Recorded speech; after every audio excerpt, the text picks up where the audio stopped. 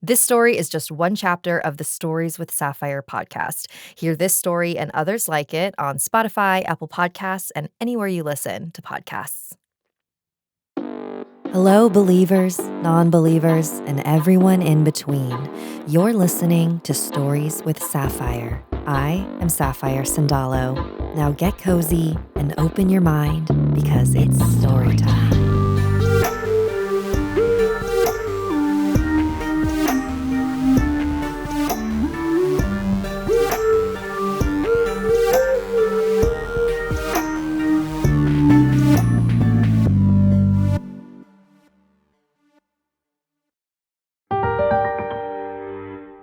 The Duplex, submitted by Ava. Hi, Sapphire. I've had my fair share of paranormal experiences, from seeing entities during sleep paralysis, having premonitions that become real, and overall being sensitive to energies around me. Today, I want to share the story of my childhood home. My parents bought an apartment building in 1999. I believe it was built in the late 1800s. It contained only two separate apartments, an upstairs and a downstairs. Both had their own front doors, but shared an outside back door that was attached to a hallway. In the hallway was a door to the bottom apartment and stairs leading up to the top floor. It's important for me to note that the downstairs door was old, heavy, and a self-locking door. It must be unlocked from within the apartment. My family lived in the downstairs apartment, while my mom rented out the upstairs portion. When I was around 4 or 5, my mother found the perfect tenants, a young couple with children just around the age of me and my little sister, who is 15 months younger than me. Of course, my sister and I loved having 3 girls live just above us. One night, I was woken up by the sound of pots and pans moving around. I crawled out of bed and heard the noise coming from the kitchen. I walked into the living room and peered around the corner. There, in the kitchen, I saw my father standing just inside the doorway. He was looking into this tall cabinet where he kept some tools and alcohol. Now, my dad had installed a lock on this cabinet, which was out of mine and my sister's reach, since those belongings were dangerous for children. But there he was, with the cabinet wide open in the middle of the night. I called to him, "Dad? Dad? Dad?" And he would not respond, almost like he didn't even know I was there. I walked towards the kitchen, still keeping my gaze on him as he stared blankly into the cabinet. The moment my body passed through the doorway, my father was gone. I was stunned. Where did he go? The kitchen was empty, but that cabinet that my father was so sure to keep locked was wide open. I darted out of there into my parents' bedroom. There was my dad, sound asleep. I crawled in between them and hid under the blankets, and I never told them what I saw. Sometime later, still around the same age, my sister and I arranged plans to have a sleepover upstairs with the neighbor kids. Both of my parents worked the morning shift, so the next day, we all waited around for my mom to come home so we could go downstairs and play with my toys. At some point during the afternoon, I peeked out of a window that sat above our driveway. I saw my mom's car and started shouting, "She's home! She's home!" 2 of the upstairs girls and myself darted for the back staircase and ran down to the hallway. My sister and the other neighbor girl were a little behind us, trying to catch up. I knocked on the door to my downstairs apartment, the one that always remains locked. We waited for my mom to come let us in, but no answer. I knocked again and realized the door was loose.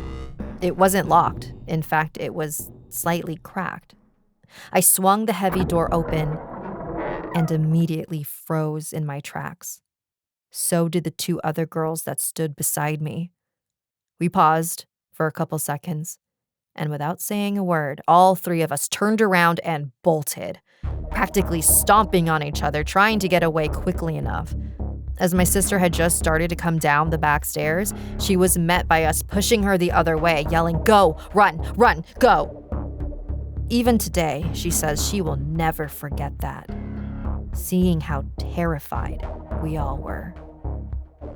Once we got back upstairs, I peered out of the window again.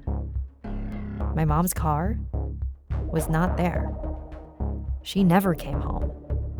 We began to talk about what we just saw, still shaken up. What was super interesting was that none of us saw the same thing.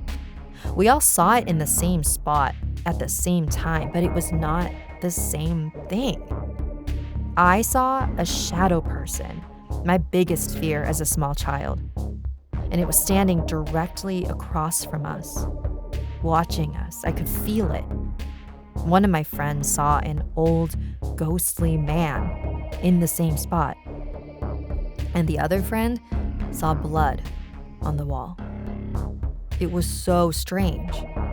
Whatever entity that was there, why did it reveal itself in different forms to each of us? Almost like it knew what scared us the most, as we all have different ideas of what makes a ghost. When I was around 7 years old, my parents bought a single-family house. They kept the apartment building to rent out, but my family moved into the new home. We stayed there for about 13 years, but I would continuously have dreams about that old duplex. Super vivid dreams where I found a secret room or compartment, or that there was something else living there, whether it be in the attic or the walls. It just always gave me the feeling that there was something I didn't know about happening there. The feeling of curiosity and sentimentality, like I missed the house, but the house missed me too. I never had other experiences as intense as those, until I went back to that old apartment building. My sister and I were 21 and 20 years old, both needing a place to live. Coincidentally, the upstairs and downstairs were just moved out of. My parents were fine with us being tenants, so I took over the upstairs floor while my sister stayed downstairs. We got settled in quickly, and everything was exactly as we remembered it, except the downstairs hallway door no longer locked automatically. I thought this to be strange, but really didn't mind because I enjoyed being able to go downstairs, visit my childhood home, and hang out with my sister whenever I wanted, without her having to be home to unlock the door for me.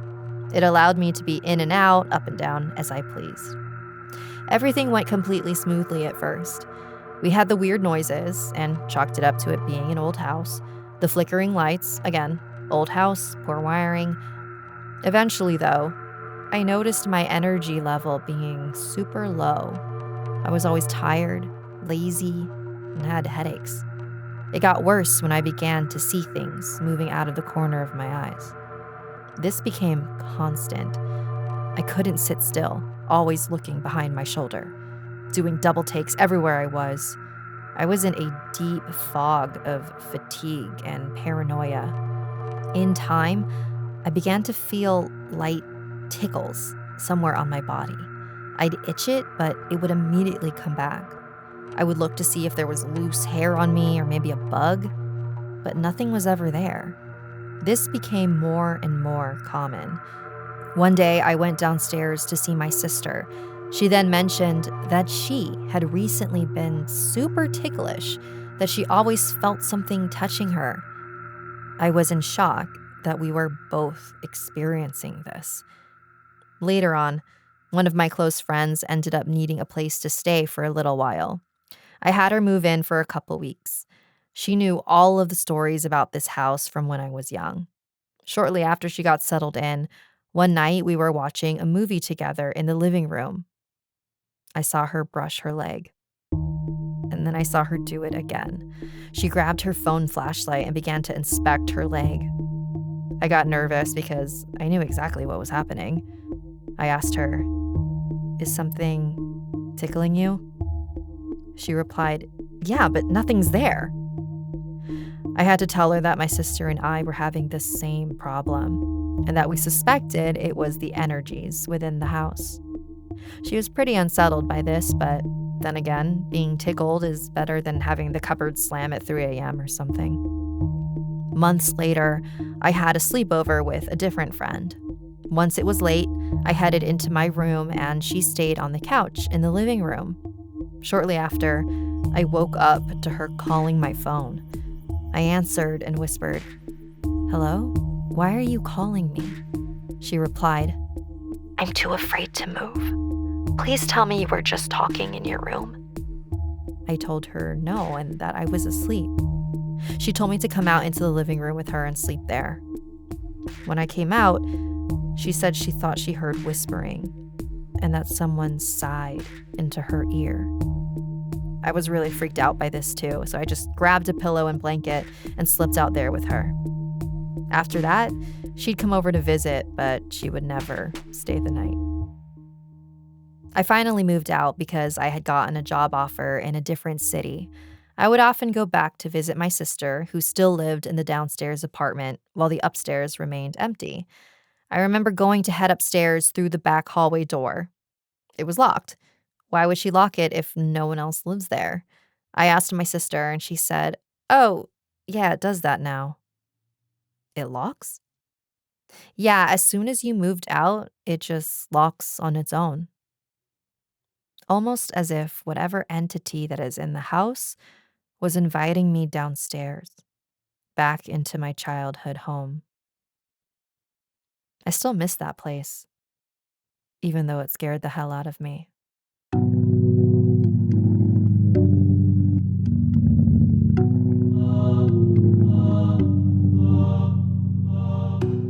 I'm very familiar with that feeling of inexplicably missing a former home. That duplex was built in the 1800s, and although an old building doesn't always translate into a haunted building, it can increase the likelihood. My guess is that whatever was there was some type of shape-shifting trickster spirit. It took on the appearance of Ava's dad, a shadow figure, an old man, blood on the wall, and it seemed to really enjoy pestering Ava and their sister. Have you ever continued to feel a connection to a place that caused you so much turmoil? Thanks for joining me today. Have you ever held an energetic connection to a previous home? Send me an email at storieswithsapphire@gmail.com. And did you know that I offer bone and tarot readings? You can schedule a session at storieswithsapphire.com. Salamat and good night.